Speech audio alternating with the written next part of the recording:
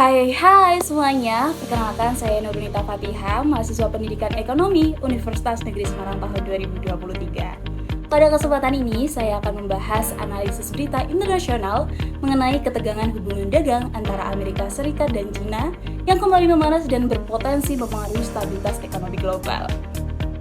Dalam berita terbaru, China menyatakan siap melawan tekanan ekonomi dari Amerika Serikat yang memperketat ekspor teknologi strategis seperti semikonduktor dan kecerdasan buatan. Ketegangan ini memperlihatkan eskalasi baru dalam rivalitas ekonomi dua negara adidaya tersebut.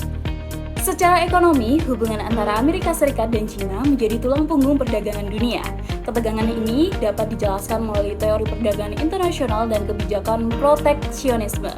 Amerika Serikat berusaha melindungi sektor strategisnya dengan membatasi ekspor teknologi tinggi, sementara China menanggapi dengan memperkuat pasar domestik dan meningkatkan kerjasama dengan negara berkembang. We will see that the Chinese tariffs are unsustainable for China. I've seen some very large numbers over the past few days that show if these numbers stay on, Chinese could lose 10 million jobs very quickly, and even if there is a drop in the tariffs, that they could lose 5 million jobs. Smart guy, and I think we'll end up making a very good deal for both. But we've been treated so badly for so many years. Again, we allow that to happen.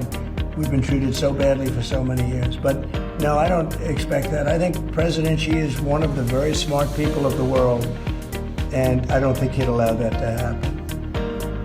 And we're very powerful. This country's very powerful. Let me tell you, it's far more powerful than people understand.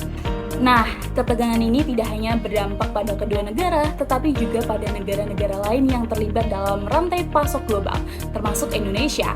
Nah, fluktuasi nilai tukar, kenaikan harga impor, dan ketidakpastian investasi menjadi efek paling terasa. Fenomena ini dapat dijelaskan melalui teori comparative advantage dan global value chain. Dalam teori keunggulan komparatif, setiap negara seharusnya fokus memproduksi barang yang paling efisien. Namun, ketika kebijakan proteksionisme ini meningkat, arus perdagangan bebas terganggu. Selain itu, teori rantai nilai global menjelaskan bagaimana gangguan antara Amerika Serikat dan China dapat mempengaruhi harga dan pasokan komponen di berbagai negara lain. Jadi, kesimpulannya, ketegangan dagang antara Amerika Serikat dan China bukan hanya persoalan politik dan ekonomi dua negara, tetapi juga mencerminkan tantangan besar bagi stabilitas ekonomi global. Dan sebagai mahasiswa ekonomi, kita perlu memahami bagaimana dinamika ini dapat memengaruhi kebijakan perdagangan dan investasi dunia di masa depan. Terima kasih, sampai jumpa di analisis berikutnya. See you!